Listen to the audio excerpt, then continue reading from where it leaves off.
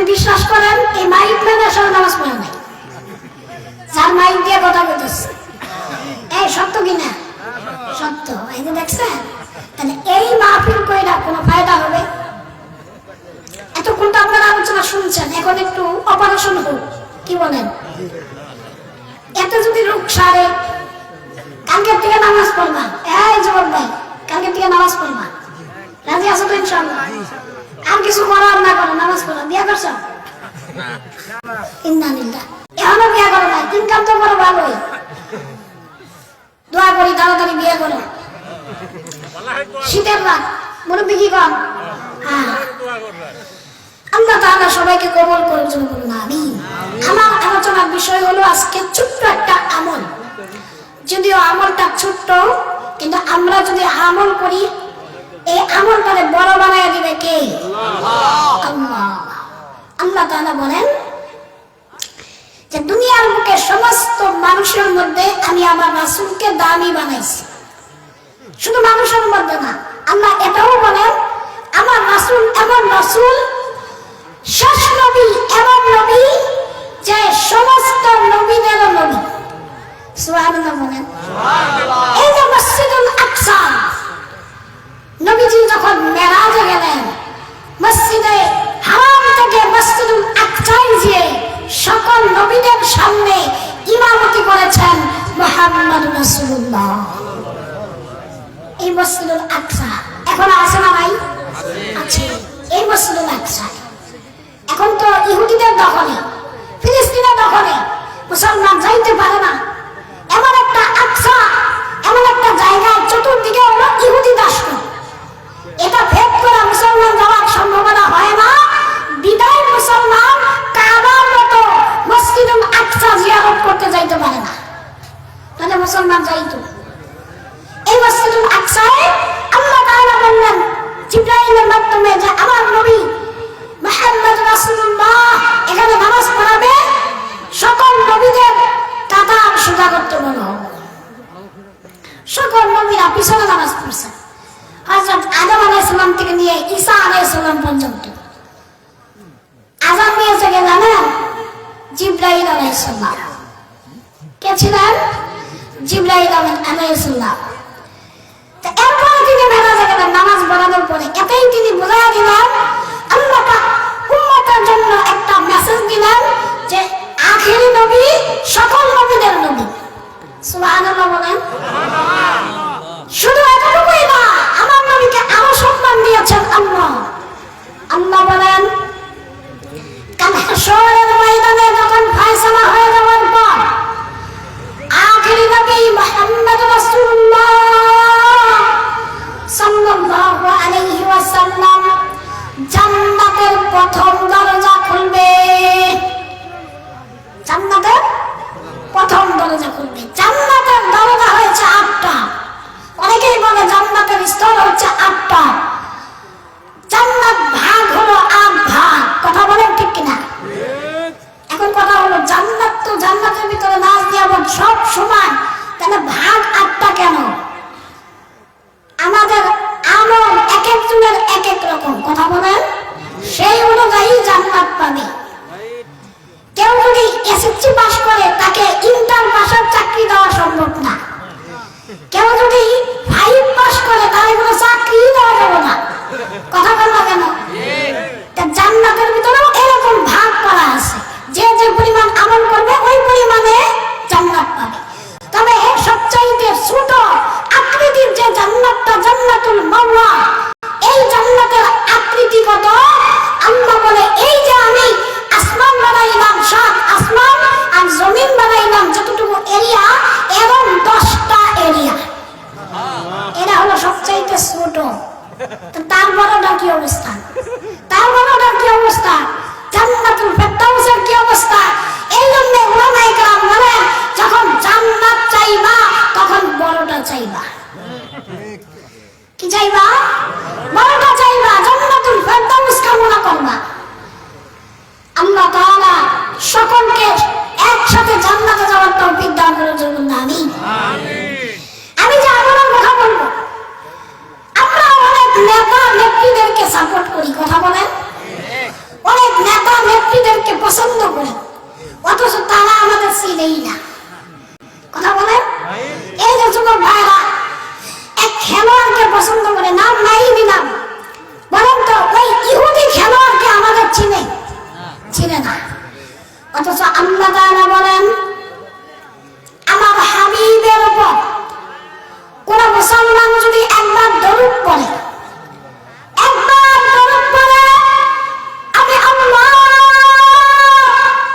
একজন ফেরেশতা নিযুক্ত করে রাখছি, ওই দরুদটা দিয়া সরাসরি আমি রাসূলের দরবারে পেশ করবে। কেমন ভাবে পেশ করবে?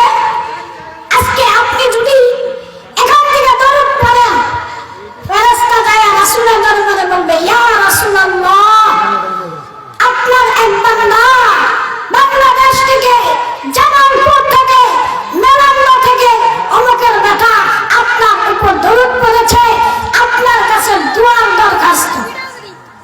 কি দোয়া? আপনি তাকে আপনার উম্মত হিসেবে কবুল করেন।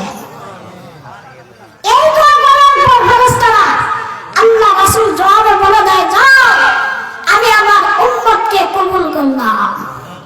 মানে আল্লাহ রাসূল যদি আমাদের পরিচয় দেয়, আল্লাহ রাসূল যদি আমাদেরকে কবুল করে, হাসরে আর টেনশন কথা কয় না, আর কোনো টেনশন নাই। তবে বাজান বেশি বেশি দরুদ পড়তে হবে। দরুদের অনেক ফজিলত। কোন মুসলমান যদি প্রতিদিন 1000 বার করে দরুদ পড়ে, ওযু সহকারে ঘুমায়, আল্লাহর হাবিব ওয়াদা করেছেন কোন একদিন মৃত্যুর আগে তার সাথে সাক্ষাৎ করবে, স্বপ্নে সাক্ষাৎ করবে। এটা বাস্তব। আমার ওই সবক চলতেছে আলহামদুলিল্লাহ। আপনাদের কাছে দোয়া চাই। তবে সত্য হলো ওযু সহকারে ঘুমাইতে হবে, ধান কাতে ঘুমাইতে হবে, 1000 বার দরুদ দিনে রাতে মিলায়া পড়তে হবে। এটা আমাদের জন্য ব্যাপারই না। আজকে ছোট্ট একটা টিপস দেওয়া যায়। এই দরুদ 1000 বার পড়তে কতক্ষণ সময় লাগতে পারে? আজকে আমি পড়ছি মাত্র 20 মিনিটে। কয় মিনিট বলেন তো? সারাদিন রাত মিলে হলো 24 ঘন্টা। কথা কন, এই 24 ঘন্টার মধ্যে কি 20 মিনিট সময় এই দরুদের পিছনে দেওয়া যাবে না? দরুদ কোন দরুদ পড়বেন? আমরা তো জানি যে নামাজের মধ্যে যে দরুদ পড়া হয় এটাই দরুদ না। আল্লাহ তাআলা আরো দরুদের ব্যবস্থা করে রেখেছেন। আপনি যদি পড়েন সাল্লাল্লাহু আলাইহি ওয়াসাল্লাম, আপনার দরুদ হয়ে গেছে। আপনি যদি বলেন আল্লাহুম্মা সাল্লি আলা মুহাম্মাদ, এটাও দরুদ হয়ে গেছে। সবথেকে ছোট দরুদ হলো সাল্লাল্লাহু আলাইহি ওয়াসাল্লাম। বলেন তো এটা যদি আপনি তাড়াতাড়ি পড়তে থাকেন কতক্ষণ লাগবে? আর এখন তো মোবাইলের যুগ। মোবাইলের মধ্যে একটা অ্যাপস পাওয়া যায়। এই অ্যাপসের ভিতরে এই তাসবিহ গণনা করে রাখা দেওয়া যায়। এটা সহজ। আর যারা মুরব্বীরা মোবাইল চালান না, তারা একটা তাসবিহ ব্যবহার করবেন। 100 ফুটা আছে না, দমটা ভূমিক হয়ে গেল। কথা কন না কেন? আমি একটু আমলীয় বিষয়ে কথা বলি, রাগ করতেছেন? আমলের দরকার আছে না নাই? আচ্ছা, বেলালের ঘটনা 2 ঘন্টা শুনলাম, কিন্তু বেলালের ঘটনা থেকে আমি কি করবো এটাই জানলাম না। তাহলে লাভ আছে? দরুদের আমল শুনেন, জীবন ফায়দা হবে। দরুদ যারা পড়ে মৃত্যুর পরে তাদের চেহারা উজ্জ্বল হয়ে যায়। যারা জীবনে জমা নিয়ে একবার দরুদ পড়ছে, কি নিয়তে?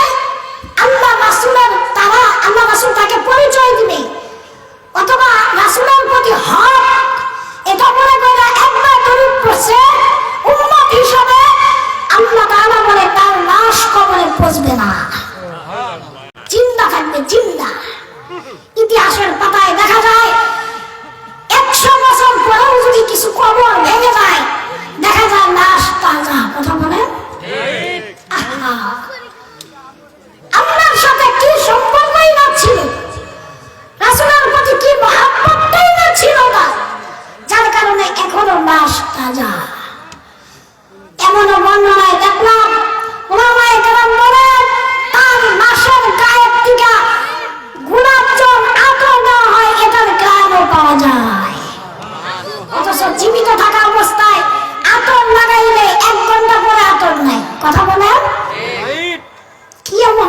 খেলা খেললো। আমরাও তো মানুষ, তারাও মানুষ। মোহাব্বত রাখতে হবে রাসূলের।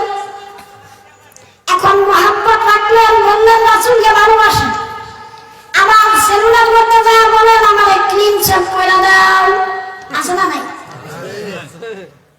কই বা আপনাদের ভাবি পছন্দ করে না, আছে না নাই? কি পছন্দ করে না? আর যুবকদেরকে বললে বলে বিয়া করে দেয়। শুনেন, দাড়ির বরকতে অনেকে আলেমা বউ পায়, আলেমা।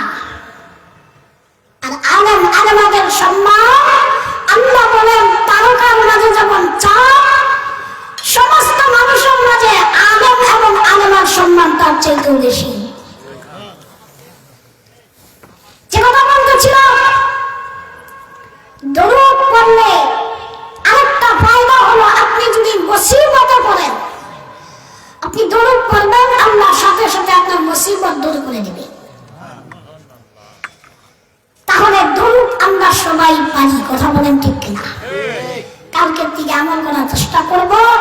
বাকি সুন্নতের কথা বলতেছিলাম, সুন্নাত মোতাবেক চলতে হবে, মাথায় টুপি দিতে হবে, কথা বলেন, মুখে দাড়ি রাখতে হবে, কথা বলেন। আমি একটা নতুন কথা বলা যায়, কথা বললাম কিন্তু আপনাদের কাছে লাগবে নতুন, কারণ আপনারা আগে শুনেন নাই। আমরা সবাই জানি মুসলমানদের কবরে তিনটা প্রশ্ন করা হবে।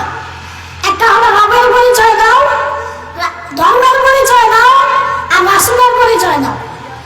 এটা কার জন্য জানেন? যে কবরে ঈমান নিয়ে যাইতে পারবে না তার জন্য। ঈমানদারের জন্য প্রশ্ন এটা না, কারণ আল্লাহ তাআলা যারা খাস ঈমানদার, তাদের মুখে দাড়ি আছে, তাদের সুন্নতের আমল আছে, তাদের নামাজ আছে, তাদের রোজা আছে, কথা বল। যখন কবরে যাবে চেহারার দিকে তাকাইলেই বোঝা যাবে এটা আল্লাহর গোলাম। চেহারার দিকে তাকাইলে যখন দাড়ি দেখবে, আরে বিয়া বিভিন্ন দেশে যান, বিভিন্ন এলাকায় যান, আপনাকে জিজ্ঞাসা করে আপনার ভোটার আইডি কার্ড দেই, যে আপনি কোন দেশের নাগরিক অথবা কোন এলাকার বাসিন্দা, এটা তো ঠিকানা দেওয়া থাকে। দাড়িটা যখন দেখবে আপনাকে বুঝতে দেরি হবে না যে আপনি মুহাম্মদ রাসূলুল্লাহ সাল্লাল্লাহু আলাইহি ওয়াসাল্লামের উম্মত।